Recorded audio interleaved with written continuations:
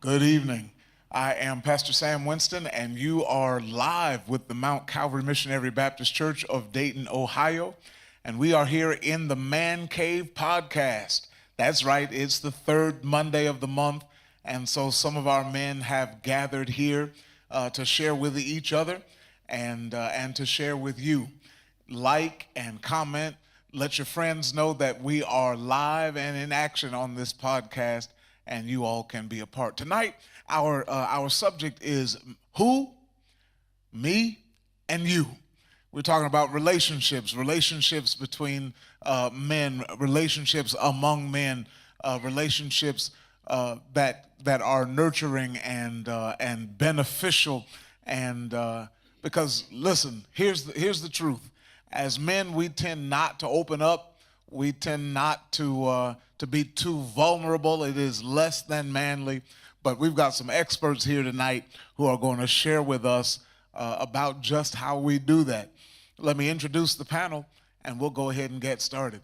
First of all, Brother Clinton Coble and Deacon Myron Sandifer and Deacon Clinton Yoakley, who are here tonight to share with us as we talk about godly men and relationships.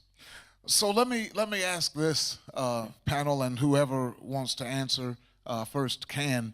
When you consider that theme, me and you, talking about men's relationships, what is the first thing that comes to mind just when you hear it?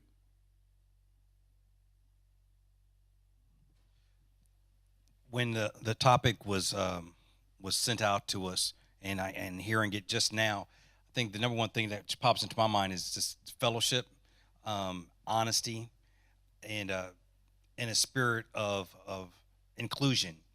So often as men, we want to be I guess hard for everyone else. So it calcifies our relationship from one another, because we are also very vulnerable as men. Our egos are really fragile, more fragile than a lot of people know. Without that vulnerability from one man to another, we walk the earth almost alone in solidarity. When we can say, I go through the same struggle as you go through.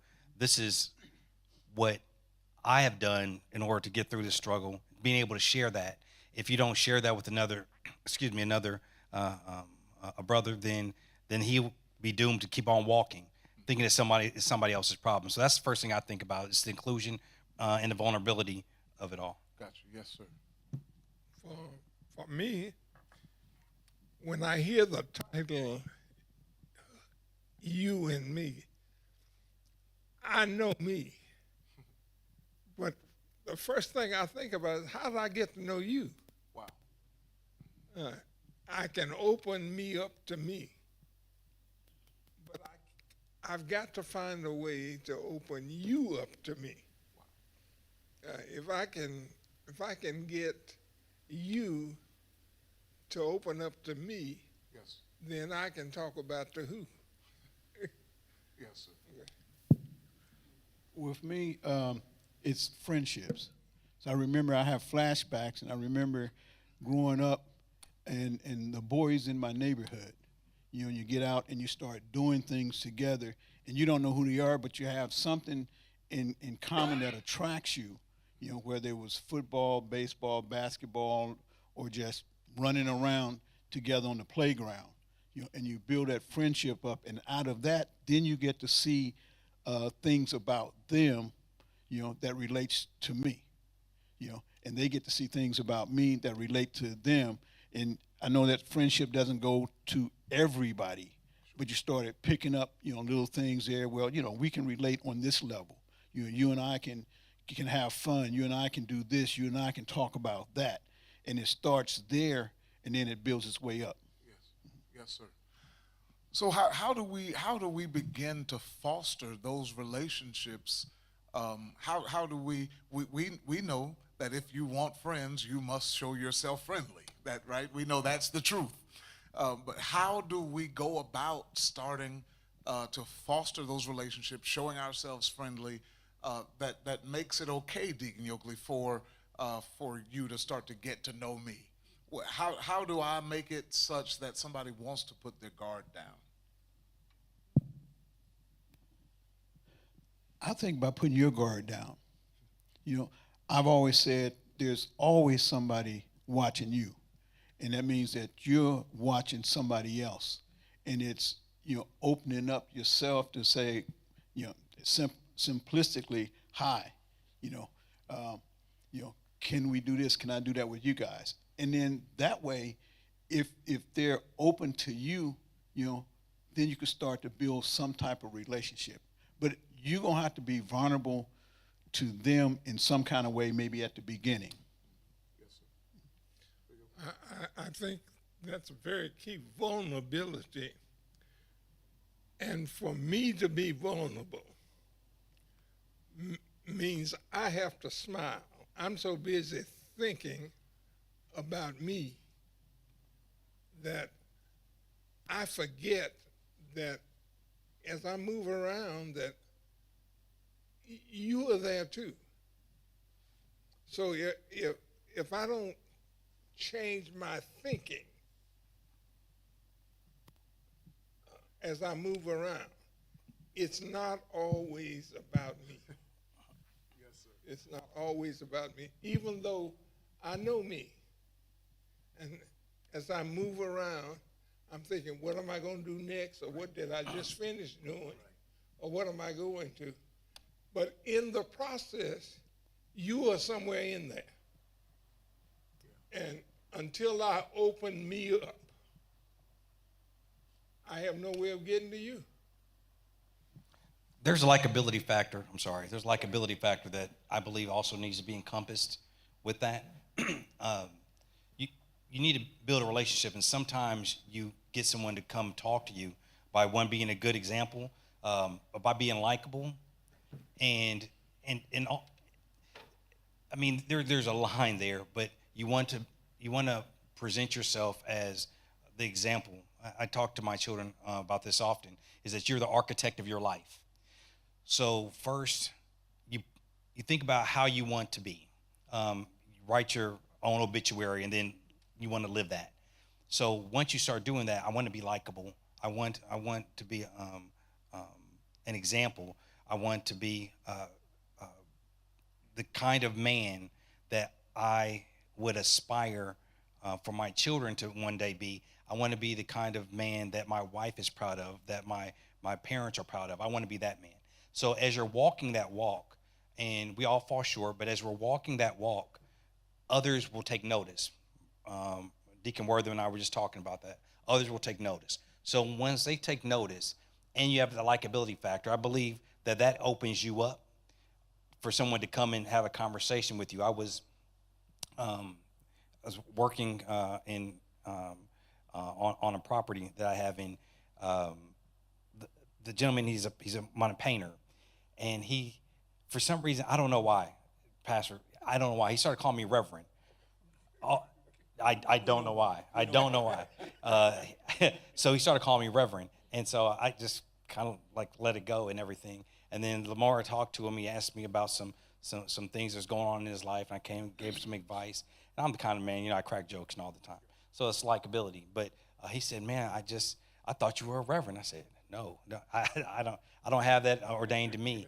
I said, "Now, right next door is the reverend. If you want to talk to a reverend, he's right next door." But there's a likability factor. I think that has to be present, and then an openness, and then, like I said, a vulnerability, and then asking them about themselves. What I found in the industry I'm in, people like talking about themselves. It's their favorite subject. So if you ask, well, tell me more, you'll find out a lot more about them. They tend to open up a little bit more.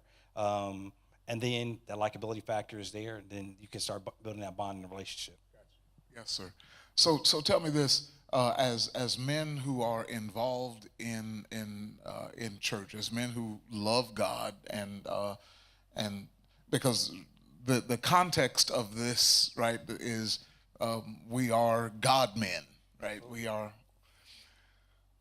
What is it that you expect out of having or building relationships with other men who love God? What are you looking for? community. Excuse me. Community. Like people are doing things alike. We have that same interest. We have that community likeness in mind. You know, I'm looking out for you. You're looking out for me. You know, I don't have to be perfect because I'm not. Nobody is. You know, but you'll overlook that because you know who I am. You know, and in that community we give off certain things, Reverend. You know, it's just certain things that people see about you that will attract you because he's looking at you. Somebody else is looking at you. You know, so we want to build that community of men, of women, of children, you know, of society, you know, and that's one of the things that is important is that community where we're all looking out for each other. Yes, sir. Go ahead. Oh, yes, sir. Yeah, I have a question. Yes, sir. You spoke of men in the community. As a ministry, what is it that we're missing or not doing to get men more involved in a men's ministry? Anybody want to take it? All right. Yes, sir. One of the things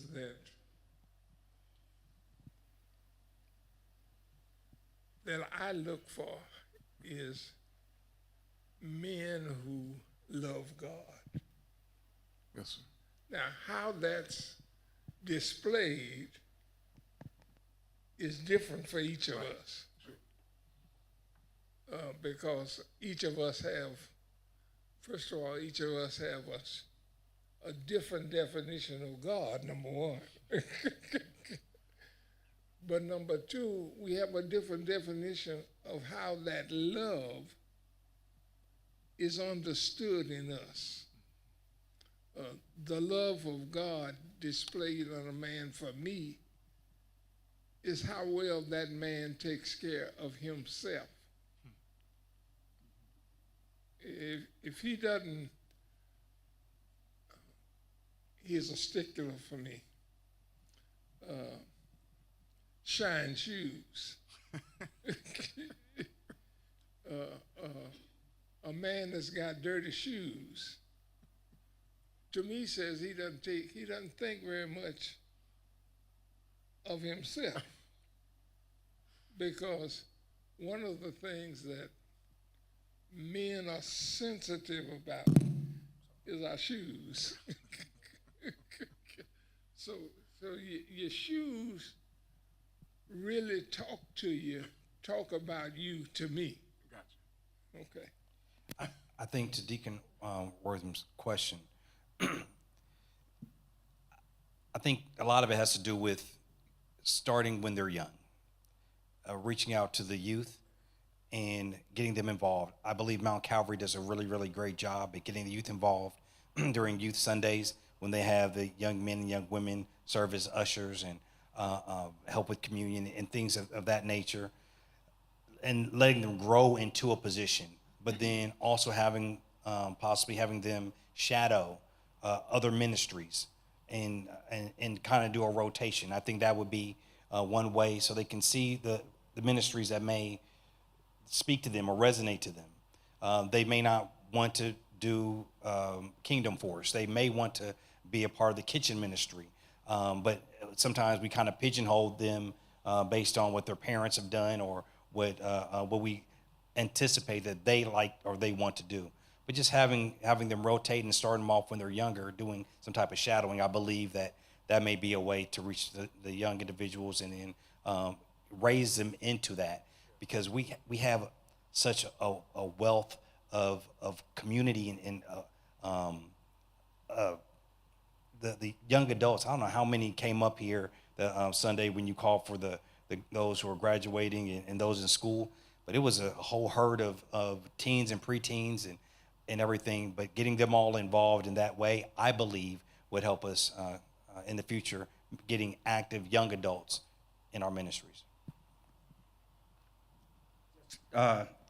Raising another step, as an unchurched adult, how do I make him feel welcome into the church? As an unchurched adult, coming into the church, how do I make him feel comfortable or wanting to join a ministry, particularly a men's ministry, with all the options that are available in the church, how do I reach out to him to get his attention, to make him feel comfortable and welcome? So, and I apologize. One, there were many great men in the Bible. David was a man after God's own heart, but he fell short. So the number one thing is to lead with compassion and understanding and not judgment. And I think so often that people who may not have been raised in church or may have not given their life to God yet feel like they're going to be judged, and so they want to kind of stay away. So first, we need to show that same level of grace that God showed us, because we all are sinners. We all have fallen short. I think that's the number one thing, to get them to open up, and then to just have fellowship. Again, that likability factor, to get them in, and then lead by example. People are watching you when you don't know they're watching you. So be that example, when not just when you're here at church, but Pastor says it. I mean, when you're out in the street, when you're in the grocery store, when you're at your job. You can't be one way and then turn around and be another way. So be consistent with that, and then just start talking to them. If you're in the ministry, like, hey, it's something, I would love for you to come, just hang out for a little bit. Would you mind? Asking that question, the worst answer you can get is no, right? So I think that may do it. And what I was going to say is we have to be present here, so when they do come in, we have to see them, because their presence, and that is, you may not know them, you see them come in, we have to introduce ourselves to them, make them feel welcome. And I think that's, because I talked to Pastor about this once before, we want to make it so that people feel welcome when they come in, like, oh, I come here and they don't want me to sit there, they don't want me to do this, they don't want me to do that, and then look for them next week, They'll come back. They felt welcome this time. When they come back, you might not remember their name, but go up again and ask them, I saw you last week, or if it's some time in between, say, hey, I didn't see you last week, but you got to make people feel welcome, like you do a good they job want of to that. be a part of it. Thank you. And therefore, then they'll start to see you out someplace. Then you start to building that relationship. It starts out just as, okay, here's somebody that came. I don't know who they are, but I just want to make them feel welcome, and then next time they come, I'll make them feel welcome again, and then they'll start to open up. They'll start to feel like they could be a part of, and what is it? We plant the seeds, God does the watering, so that's what we need to do. It's just get them here, make them feel welcome, and let them come back. Yeah, those are legitimate points, and I've heard raised several times already. What boils down to giving the grace, the same grace that we need to receive. Yeah, there is there's another piece to Brother Wortham's question that he asked, and that was about not just getting them in, but how do you get them involved in men's ministry in particular, right? If we're talking about these relationships, most times those are going to be built in the church setting in some sort of men's ministry, right? Any thoughts on how you get them from just coming to involvement? Yeah, to.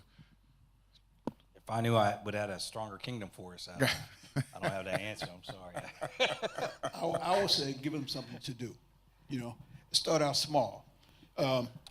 Just like if we like this event here, all the men that show up, designate one person to have them to sign in. Say, hey, this is what I want you to do. It's not something big, but I need you to make sure that everybody here signs in when they come in. So that way we have a contact. Yes.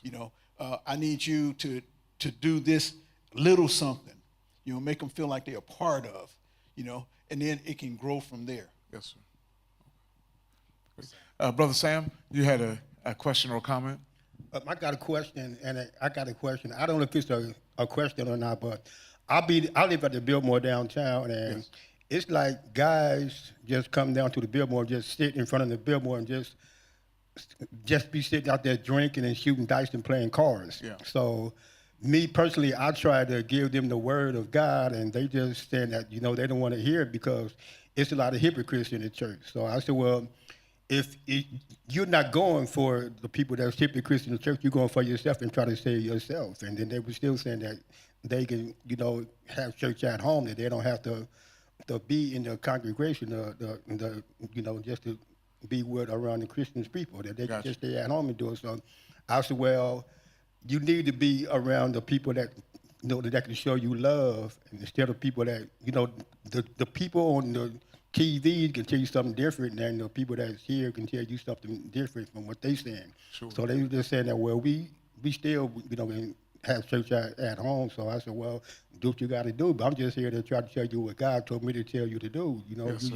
You need to be around people that love you and that can show you what, if you want to be a Christian or not, or just stay out here on the streets. And they said they do what they do, so I just let them go do what they want to do because I did my job. So Yes, sir. All you can do is present it. yes, sir. And the truth is, there's a lot of hypocrites outside the church. Absolutely. You're going to encounter them wherever you go. But how do we speak to men? How do we interact with men who have had some bad experiences with church or with other Christian men, who you're fighting something that you don't even know what existed? How do we interact with them? Because if to Brother Wortham's point, if we're going to reach unchurched men, then we are definitely going to encounter men who have a bad taste in their mouth about church and church people. How do we deal with that as men? Drip on them. Say who? Drip. Like drip, drip. All right. Talk about that love. I had a situation years ago. I was a prodigal son. You grow up in the church and you get a certain age, you get away. My wife and I, we got invited to this couple's house.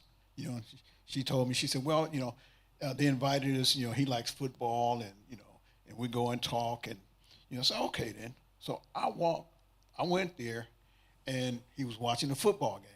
And I sat down. I said, "Oh yeah, we can relate." I'm looking at the TV. All of a sudden, he got the Bible right here. And really, it kind of pushed me off. Because I didn't really know him that well. He's going to hit me with the Bible. We haven't built anything. Long story short, he wasn't what he was. Domestic violence. Domestic violence. Okay, I found this lady, but in turn, I was there for him to drip on me some. Build a relationship. Then you just don't come with me. Well, the Bible says this. The Bible says that. Because I believe a lot of people are the prodigal sons and prodigal daughters. They grow up. I'm grown now. I move away. But then as I get to know you a little bit, I can talk to you a little bit about what God has done for me.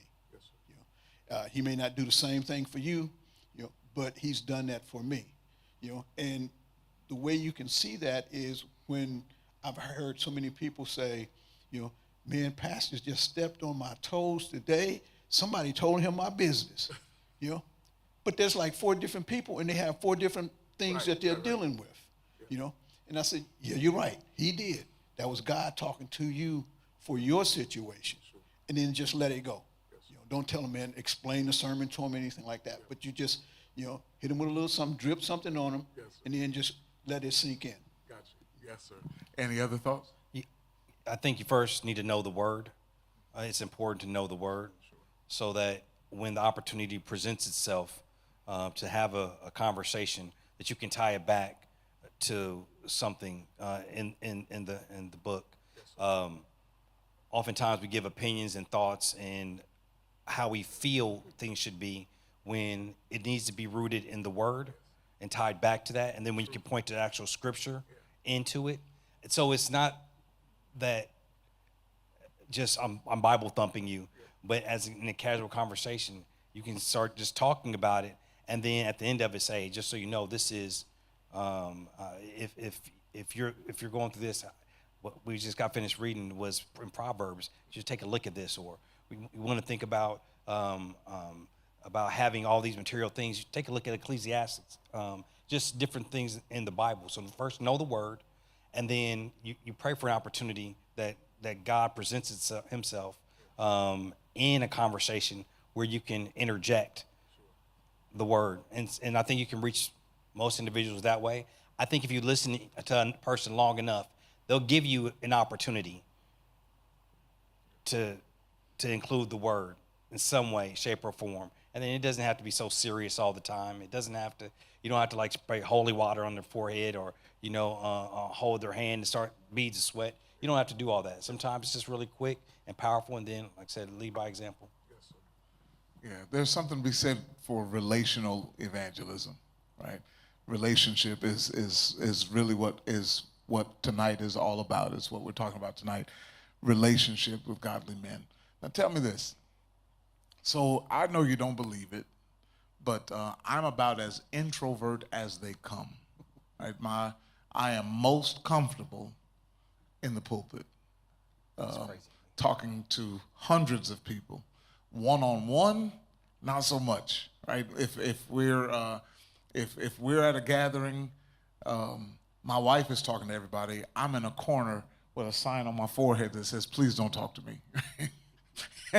And it's not because I'm trying to be mean. It's because, number one, I'm shy and I'm an introvert. How do you, Brother Oakley, how do you attract an introvert into relationship? Because I'm in general, people who think like me probably aren't looking for new friends, but how do I hate to use the word entice, but how do we help introverts to get into relationship with God, with other godly men? Because introverts need it too. Yeah. Especially. I think a primary thing, and especially about men, is to find something about him that he likes to talk about. Because most of us, most men, don't have a problem talking about themselves because that's who they know. That we know ourselves better than we know anything. And if you want to talk to me about something I'm wearing, the cologne I got on, something that's personal to me, and if it's personal to me, I want to talk to you. I want to tell you about it. Gotcha. Because that was something that made me like it. Sure. And I wanted to make you like it too. So if we can, and that requires observation. Sure. You can't talk so much. You got to be observant.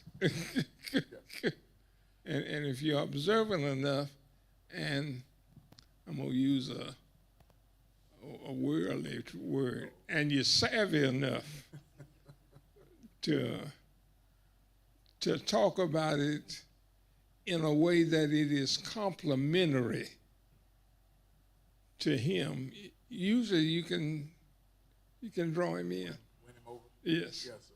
Yes. Brother Sanford? Yeah, I just want to piggyback on something he said. One, we need to be observant. How can we draw him in? Be observant. If I see you sitting over there, I'm observing you first of all, and then I have to be intentional. I see him sitting over there by himself. Let me probe a little bit. Let me go over and see what he's wearing, the shiny shoes. listen, I saw, I like that outfit, or I see you sitting over here. I don't want to bother you a lot, but I just wanted to meet you because, man, I really like that jacket you got on, or something. But we have to be observant first of all to see who's out there, and then we have to be intentional in what we're trying to do, not overwhelm anybody, but just to open the door a little bit. Sure. Yes, sir. Well, I just want to answer the question that you was an introvert. Yes, sir. Going to win you over. I think men don't tell other men that they love them. Like, if a man will tell a woman, I love you. Well, I think men should do that, especially to someone they really care about. I think if we can do that to each other, especially after conversation, you at least say, hey, man, I love you. You're going to really, 9 times out of 10, you're going to get that back. I love you too. Now, you're getting that, drawing that closer to each other. Now you feel more comfortable. So when you talk to them, you can about say whatever you want to feel, whatever you want, and have some good conversation and good laugh so that you can, not get in that corner. Don't want that sign over your head, okay? I think we should just start telling each other we love them, because some of us brothers down here, I don't know I tell Sanford, but I tell Brother Yoakley do. Pastor, let me ask you, how would someone win over an individual like yourself? Because my first inclination would be maybe just say hi to you one Sunday, compliment something, and then the next Sunday, just be consistent, nothing overbearing, to the point where you smile when I come up. Hey, man, good to see you. And then over time, it starts to build. I would believe for an introverted person, it wouldn't be come up, have a conversation. It would be just slowly letting you get to know me. I'm not a threat. I'm not anything else. I'm just happy to see you. And then that kind of starts to build the relationship. Is that a way, or? Yeah. Yes, sir. So, when I'm in the corner by myself, I'm not looking for conversation, right? But I notice when you come up and engage me, right?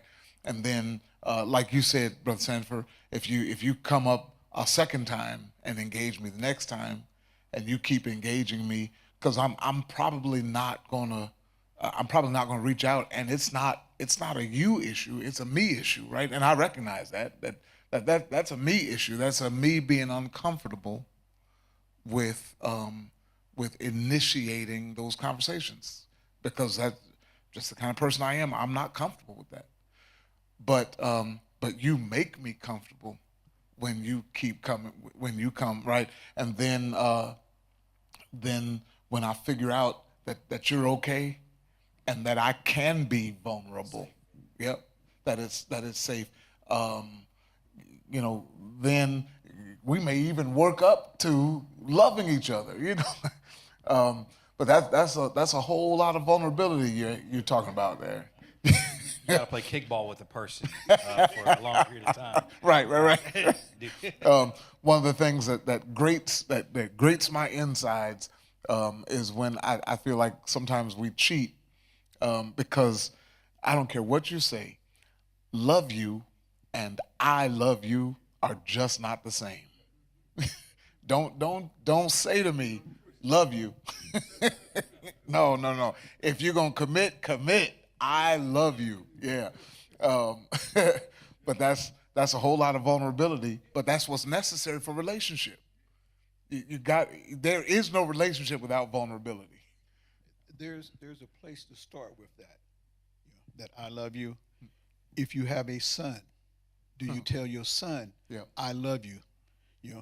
Because it's to tell another man I love you, and you're not starting with your family. Right. Your son, there so many men grew up and said, I never heard my dad say I love me.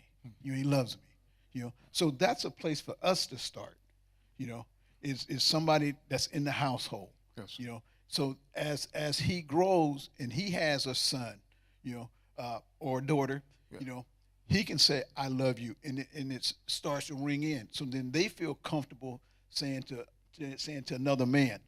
another male, I love you. Yes, sir. Yes, sir, Deacon Oakley. A question. What is our responsibility, if any, within the family to increase the family? And when I say increase the family, Yeah. increase the size of the family to get others involved, present and involved in the conversation like we're having this evening. Do we have a responsibility, or does it just happen? I mean, he says he'll know you by the amount of fruit that you bear, right? So as you go out, I think there's a responsibility that's implied biblically that we're supposed to go out and spread the gospel as good news. And by doing so, we are a walking example of what our Father is. And that opens the door for conversation to then ask someone if they don't have a church home, if they want to just hear a good message or just want to be around some godly men, to invite them in. I think the responsibility for me is implied biblically. And so if I try to follow God's word, man, that's the easy one for me to follow. Yes, we do have a responsibility because we're to go out and teach. If I'm going out and I'm teaching how I live, how I should live, how you should live, then that's going to increase. It doesn't stop with that next person because I'm teaching them to teach somebody else. So at that point, we are increasing the family. There's something there's a scripture that you alluded to earlier. One plants, one waters, God gives the increase, right? So if does it just happen was part of Brother Oakley's question. So it would seem to me from that scripture that you brought up, it doesn't just happen, right?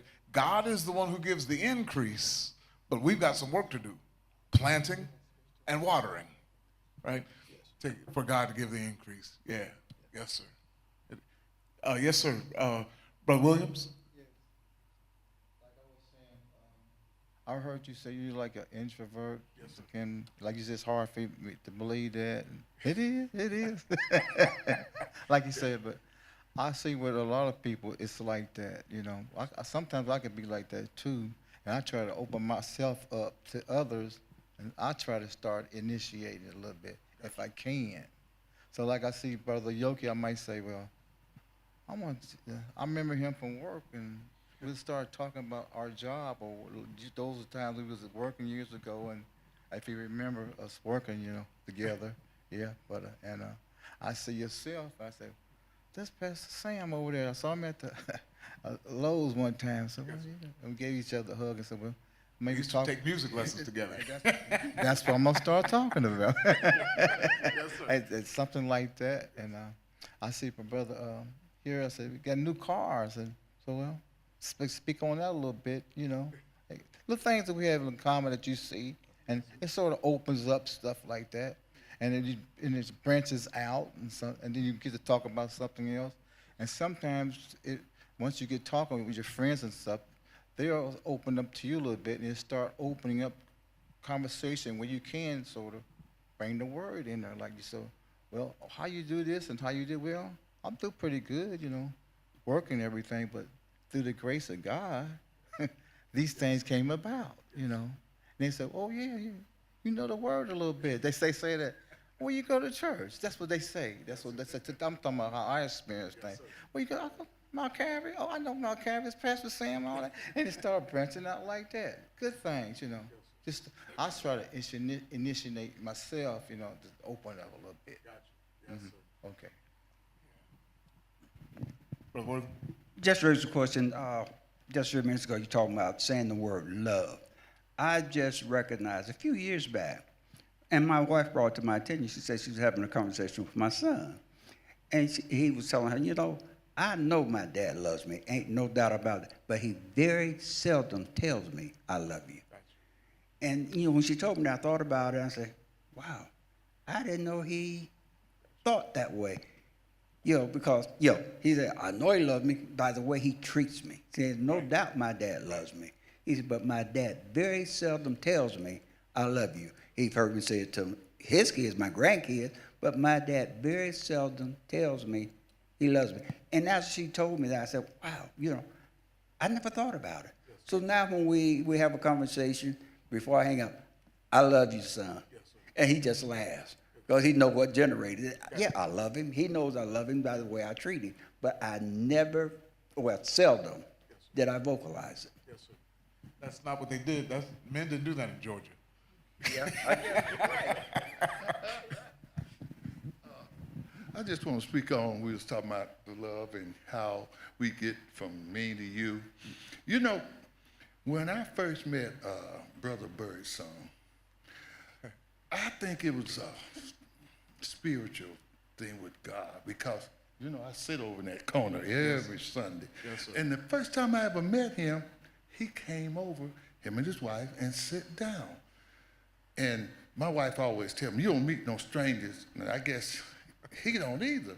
So he told me some very personal, intimate things about him and what he was going through. And I was like, wow. But I think it was spiritual because as soon as he got through, I said, well, you don't look like the boy of hell. I told him what was going on with me. And once I got through, he said, brother, I really appreciate you sharing with me. I really do. That helped me.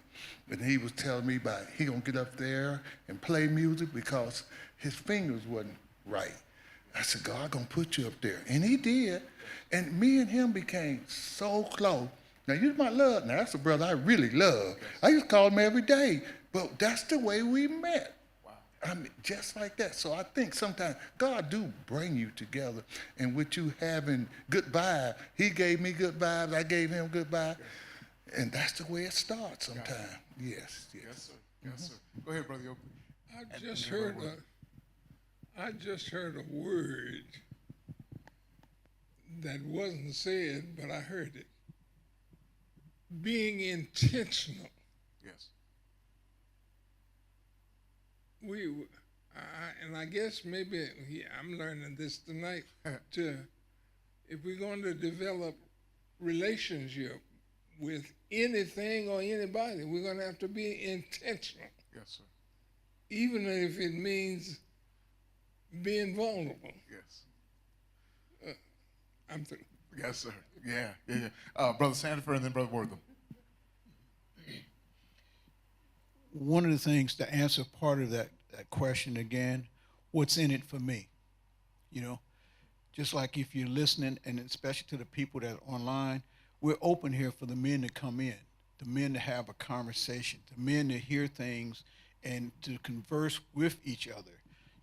We talk about love, we talk about being vulnerable.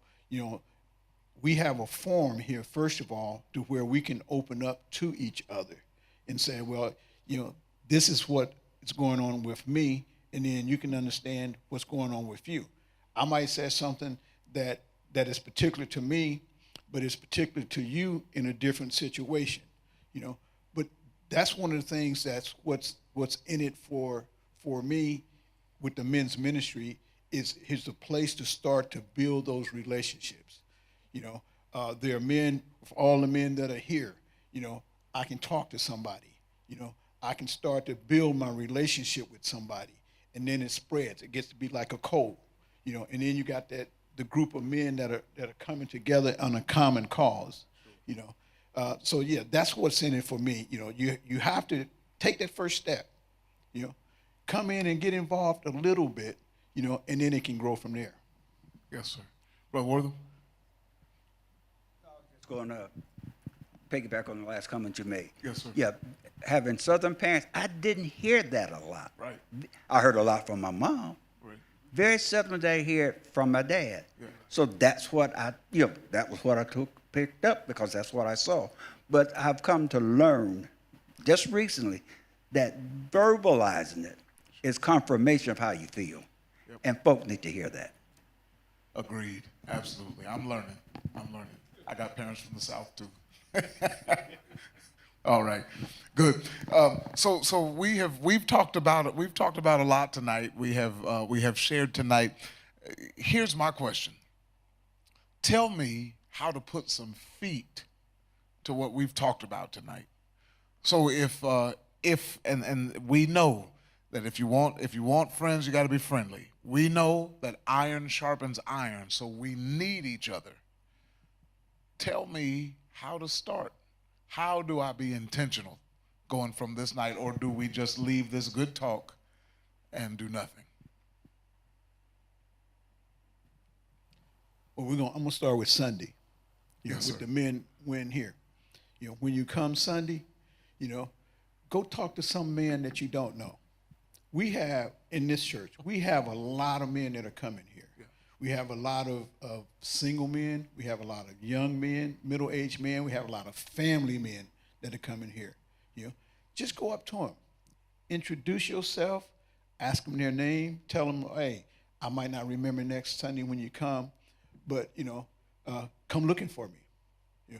Come look for me, ask me, say hello to me, so I remember you. There's a lot of people and stuff, but we have to be intentional. And I said that's where it starts. Get them here, because they come in that door back here, and then they'll go and they'll sit, and we all got our spots. Sure. Everybody sits certain spots and stuff, but just be intentional in going to seek out somebody that you don't know and ask them, well, who are you? This is who I am, and for me, that's a start. Gotcha. Yes, sir. Yes, sir. What you think, Bro Coble? So there's a part of service. I was watching online. I was moving Donovan in to, Yes, but we're watching online where got up and we got to go out and kind of fellowship just really quick last Sunday. We used to do that a little more often, and I understand it's a crunch time because you have another service.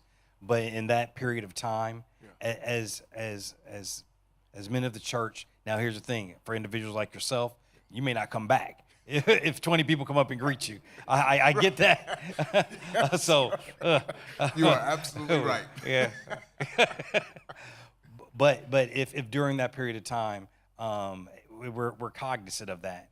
For individuals who are in this area, just a couple of people just going up and speaking to them and not bombarding the same person over and over again. Because I know if I'm introverted and I'm only one person that no one's seen before, and I have 30 people lined up to speak to me, I'm probably not going to come back the second time. So You're popular. yeah. So just during that time, as men, we just be aware of who's new or someone we just haven't spoke to. Just wanted to say hi, hey, high five, and keep it moving. Doesn't need to be a long conversation. It needs to be, hey, good to see you, and then keep it going, and then start breaking down that wall just little by little. It's funny, everything I relate to something. Everybody here has had a pet. Almost everybody here. Anybody here not ever have a dog? Everybody has, right? So, and not to relate people as dogs, but honestly, how do you get like a puppy to come be your best friend? You go, you show a little bit of affection, a little bit more, a scare one, a little bit more, give a treat, so on and so forth. Every now and again, just give it some attention, a little bit more, and just keep on going until the person then opens up to you. Gotcha. Yes, sir. Brother Oakley, we got 60 seconds. How do I put feet to this? I just looked around and looked at the sections. And as I look at those of us who are present tonight, Yes, sir. There's one for each of us. Sunday, if we'll just change our seat. That's asking a lot, D. I'm out of town this Sunday, so no problem. So your seat's taken. That's asking a lot for me. If we'll change our seat, it's amazing, first of all, who will see differently. Yes, sir. Yeah. And in changing our seat, we're going to sit next to somebody. In fact, a man, we're going to sit next to a man Yes, sir. Sunday that we didn't know. So it can become mobile, Yes, sir. but we got to be intentional. Intentionality. I Yes, think sir. you should do that. That's- Absolutely. That's good stuff. Well, we have to wrap up this time together. We have appreciated being here with these panelists. Let's give these panelists a hand. And thank you all for joining us online. The conversation continues. Listen, here is the point. We need each other. Godly men need to sharpen godly men. That's the way God set this up. And so my prayer is that we will be intentional. I am proud. One of the things I am proudest about here in the Mount Calvary Church is the number of men that are here. You are not alone in anything. You don't have to be. You just got to connect. Until the next time we see each other, may God give you strength and wisdom and victory for every situation you have to face in Jesus' name. Good night, y'all.